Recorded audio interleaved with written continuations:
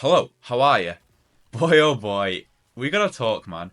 What I've just experienced is not just one of the greatest advertisements as to why you should play Destiny, it's an advert for video games as a medium.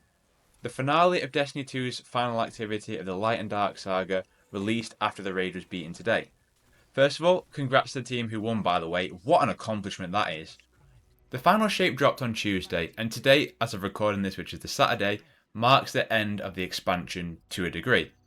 I'll have a full dedicated review on that, but for right now, I just want to talk about how fucking good that was. For the purpose of transparency, I was provided a code for the final shape by Bungie, but being real, I've been here for so many years now, had all the ups and downs with Destiny, I'd have been here no matter what. This very mission, this moment, made all of that worth it. Everyone rags on live service games, and at times, rightly so. But this is what it can be. Live service doesn't have to be met with groans and mumbles when you can connect with characters, plot, music, and these worlds over a period of your life. We're always so quick to talk down and be reactionary on things that we don't like or that suck, but this right here is what makes video games special. This mission, this year on year on year journey I've had with this game, culminating in this way, has to be celebrated. It's nothing but a triumph and a memory. So look, if you haven't played this yet and you intend to do so, I'll be talking full spoilers, so this is your last chance to get out. Whilst I'm waiting for you to get out, Bungie, I need that original soundtrack right now. Alright, let's talk. I said to my fire team a while back when the final shape was revealed, I betcha it's a 12-person activity for the final showdown, and every moment of this activity I ate up. The cutscenes that we've had in the final shape have been excellent, but man, this one before the final battle with Zavala rallying the troops and everyone is there, and even now it's getting to me, man. Mithrax, Drifter, Eris, Exo Stranger, Savathun, just everyone, man. I have such a connection to this franchise, right? But I didn't think a moment would fill me with the same excitement that Avengers did all those years ago with Endgame did. But Bungie did. The music. And Keith David, I mean, the ice on the cake, of course, would have been Lance Reddick. But Keith still absolutely producing this moment. And then you're into the mission. But all the ships, Guardians, Zavala with Stasis, everything was perfect. What makes this even more immersive is that with Endgame, you watch it. But this, you're in the heart of it. It's you, Guardian, and it's your journey. Part of what makes this extremely special to me is I got to play this with two others.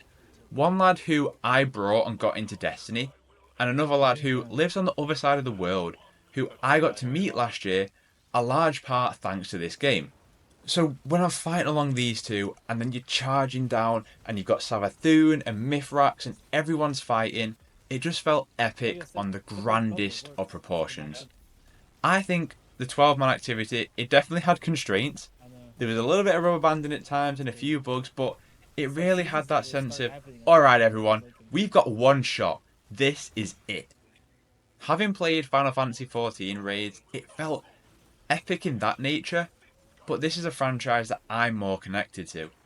So when you get through that first phase, Savathun is recalled, and it's you, 12 Guardians, and Saint 14 holding a bubble, it's like, let's go, baby. The witness standing at this gargantuan figure with all the hands, but unlike before, you don't really feel intimidated. The activity itself felt cool, like there was little mini mechanics going on, collecting the Traveller's Light and dumping, but it was that feeling of community. You look to your left and you see transcendent hunters freezing and burning enemies. You look to your right, we've got titans with their axes throwing them on the floor, and you've got warlocks casting the lightning, a combination of subclasses everywhere. It's like, this is how you always imagined the ending would be. And it was that experience.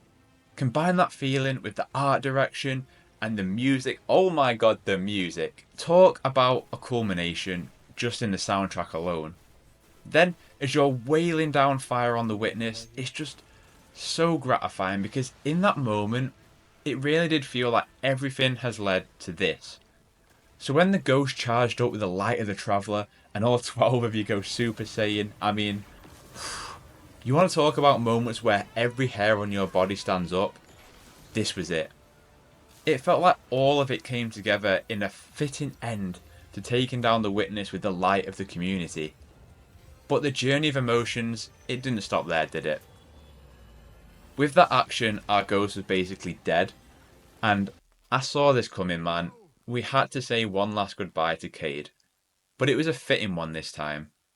This choked me up because it was Forsaken where I really got into Destiny 2, but I became really invested. So for his death to be my starting point, it just felt righteous in that the end of this journey would be his too as well. I desperately wanted him to stay around, but it did feel right. So Cade channeled his light into the ghost so that our ghost could live once more.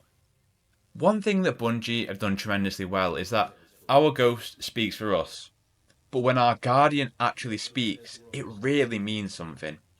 So that brief moment our ghost had died, and we were in pain. All the emotions, because our guardian speaking, you really felt that. So Cade's gone, and part of our ghost now, I guess, is Cade. So when you hug your ghost, it felt like hugging Cade and saying goodbye to that character and capping off this journey. Just a fitting send off, man, and even throughout his small tenure returning, it just concluded his arc really nicely. But it just keeps rolling, the cutscenes keep coming. We go back to the tower and spend some time with Ikora, Zavala, and Crow, which is the new Vanguard trio, reminiscing and looking forward. You got everyone in the tower who's celebrating, and man, you want to talk about every single emotion in this little part. Triumph, celebration, sadness, hope, regret. It just all was there. And so was Archie too, my good boy. I'm so happy to see him. Then we get a nice little drawn cutscene, which, again, Bungie has everyone in a chokehold at this point, because we're seeing everything that they've built up over these years pay off in satisfying ways. You're seeing Saint and Osiris, Drifter and Eris, the new Vanguard, Archie, everyone. You're then getting little sprinklings of what's to come.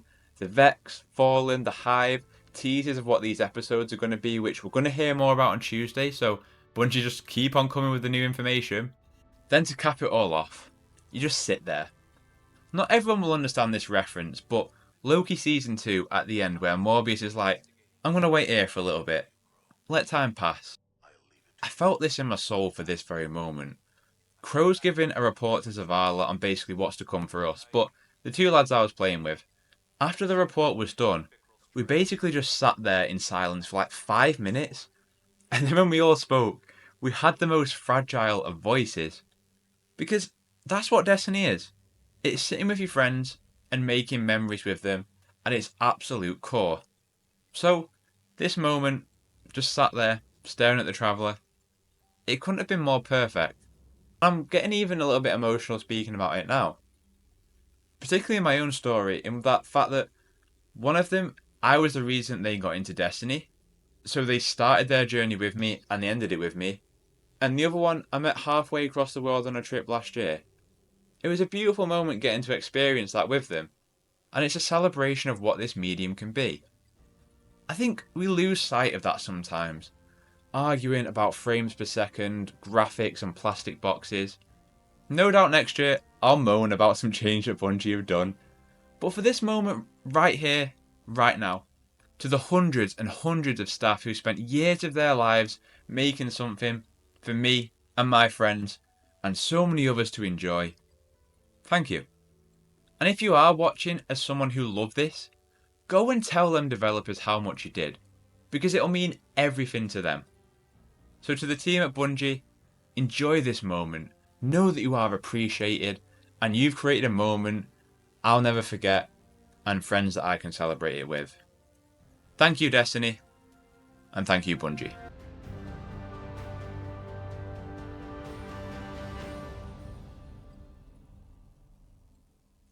Man, I hope you enjoyed the final shape just as much as I did. I'd love to talk to you in the comments about your experience of the finale, the final shape, favourite moments, bits of music, whatever. Just because the Light and Darkness saga is over, doesn't mean Destiny 2 is. So if you enjoyed hearing me talking about it and you want more of that, consider subscribing and maybe check out a video I did about a week ago about my journey with Destiny because I put a lot into that, so I'd appreciate it. Other than that, a like always helps me out, so if you do hit the thumbs up button, thank you. Otherwise, have a terrific day, look after yourself, and I'll catch you in the next one. Eyes up, Guardians.